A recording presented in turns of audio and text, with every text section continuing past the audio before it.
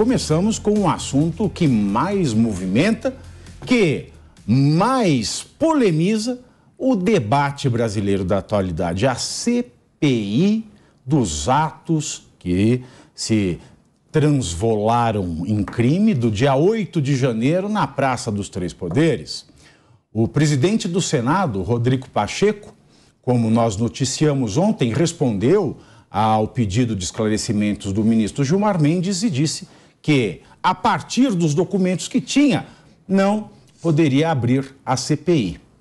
Mas, lendo esses documentos e todas as suas declarações para a imprensa, nós aqui trazemos para você a informação de que Rodrigo Pacheco, presidente do Senado, diz que vai dar andamento aos pedidos de CPI protocolados na casa, no Senado. Entre eles, o da senadora Soraya Tronic, para investigação dos atos do 8 de janeiro, que ele confessou que gerou uma certa dificuldade de entendimento na imprensa brasileira. A senadora Soraya Tronic conseguiu reunir mais de 40 assinaturas, sendo que são necessárias no mínimo 27 para o requerimento que foi protocolado em janeiro. Além das assinaturas, os critérios de abertura de uma CPI são a presença de um fato determinado a ser investigado, prazo de funcionamento e orçamento definido para as atividades do colegiado. Pacheco esclareceu que fará, nos próximos dias, uma reunião com os líderes do governo e da oposição no Congresso para definir a data da próxima sessão. O senador ainda indicou que fará a leitura do requerimento na data firmada. E como eu expliquei ontem aos telespectadores de Os Pingos nos Is, existe a outra questão do regimento interno. O regimento interno diz que uma CPI, quando ela é requerida, ela deve ser instaurada e acontecer dentro da legislatura em que ela foi requerida. O que acontece é que houve uma confusão. Como o senador ele tem 8 anos de mandato, muita gente imaginou que isso é uma legislatura, quando, na verdade, porque o nosso sistema legislativo é bicameral, ou seja, tem 2 casas, a Câmara dos Deputados e o Senado. Portanto, o ciclo de uma legislatura é de 4 anos, o que faz com que o senador, em um mandato, tenha 2 legislaturas e não uma. Portanto, a senadora Soraya Tronic devia ter lido o regimento interno. Afinal de contas, deixar acontecer uma CPI com base em um documento com vício de origem poderia mais prejudicar do que fortalecer ou contribuir para os esclarecimentos do 8 de janeiro. Fernando Capês.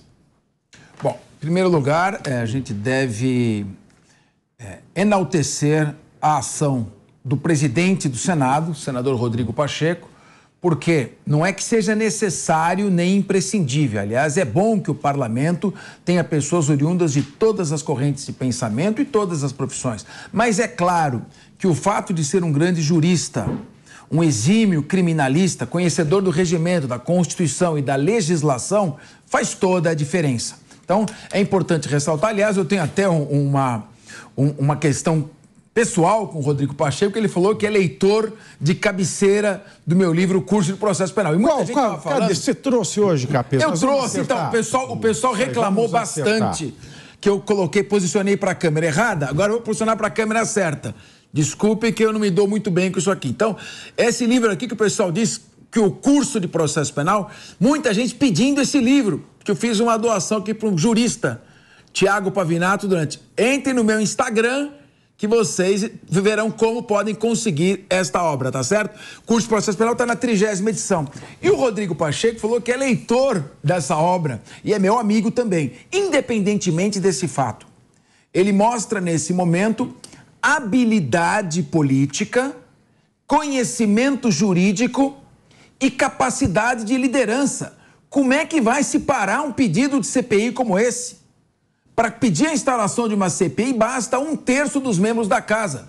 Como disse aqui o nosso Thiago Pavinato, são 81 senadores. Dividido por 3, com 27 senadores, já seria suficiente para a instauração da CPI. E mais do que isso, o Supremo Tribunal Federal tem jurisprudência consolidada e pacífica.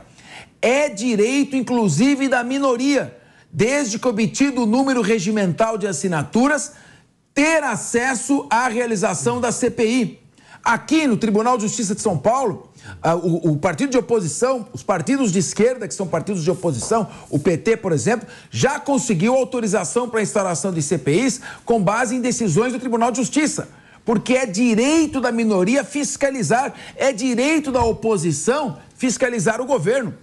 E se nós estamos falando que houve atos antidemocráticos capazes de colocar em risco a estabilidade do Estado democrático de direito, essa é a narrativa. Se existem pessoas que estão presas em razão desse ato, se há suspeita de que autoridades se omitiram na fiscalização e na prevenção desse ato, e se a questão está sendo investigada até esse momento sigilosamente, nós estamos aqui, Thiago, falando, nós tínhamos dificuldade de analisar o conteúdo das denúncias. Já vimos que tem pessoas com prisão preventiva decretada e sendo acusadas por crimes cuja pena máxima não é superior a 4 anos. E o Código de Processo Penal proíbe prisão preventiva para crimes cuja pena máxima não seja superior a 4 anos. Nós estamos vendo aqui, você lembrou muito bem, e tem insistido nesse tema, a questão das audiências de custódia. Qualquer pessoa, qualquer cidadão preso em flagrante tem o direito de ser levado até 24 horas à presença de um juiz. E ele somente converterá a prisão em flagrante em prisão preventiva se não houver nenhuma outra alternativa.